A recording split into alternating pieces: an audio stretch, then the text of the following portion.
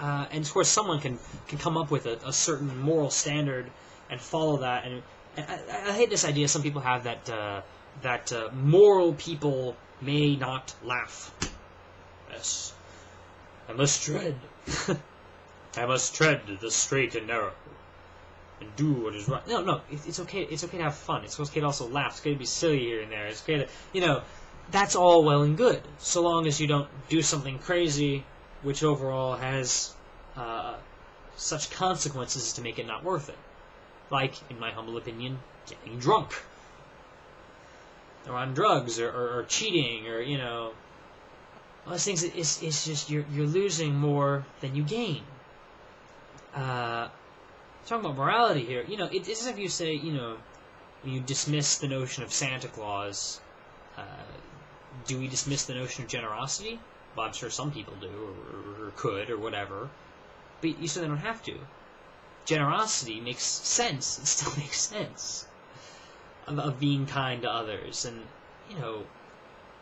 I don't think we really observe ourselves enough. I don't think we think about these things enough. I think a lot of people, religious or otherwise, you get into a certain mode of life, and you stop, thinking about the consequences, good and bad, of these certain things. A certain person may say, I don't know, I'm a member of such and such religion, and so I'll obey certain rules precisely as they're set, even though maybe whatever certain rule it might be is not actually helping. It's not, this is not what you really want to do. Perhaps you were pressured to become a priest or something, and so you end up doing that because everyone said you should, and you're doing the sacraments and all the stuff that priests do, and this doesn't actually make you happy, and this isn't really what you want to do, and but it's religious, but it's not actually right. Reasonableness. Use some reasonableness. And on the other side, you can have an atheist who doesn't believe in doing any of this stuff, and maybe, he's, I keep mentioning drugs. It doesn't have to be drugs. It could just be like, doing some really stressful lifestyle, and always being sort of distant from people and not really connecting like you could, not even thinking that you could connect. And of course, yes, religious people too. So much applies to both things here. Observe yourself. Think, well, maybe there's a better way of living. And that's what we had. This is the idea we had of this living thing that oftentimes led to these religions. It's a better way of living, and so told us, and so was sent by God, and well, whatever, if he was sent by God or something. Does his thing work? Does the idea start experimenting? Start planning ideas. Start, and learn from religions. And it's fun to talk in religious terms. I find plenty of useful examples in the Bible. And it becomes sort of a moot point as to the exact truth of the historical nature. That'll never be a fully moot point, but it's sort of in comparison to what is the truth of it in the philosophical nature, in the lessons to be learned from it. If I have our book of science or whatever that I talked about earlier, right? And scientist Bob says that he was the main author, and scientist Joe says that he was the main author. Well, I don't care who wrote it. The fact is, my hypothetical book here is, by and large, very useful in teaching me about the world.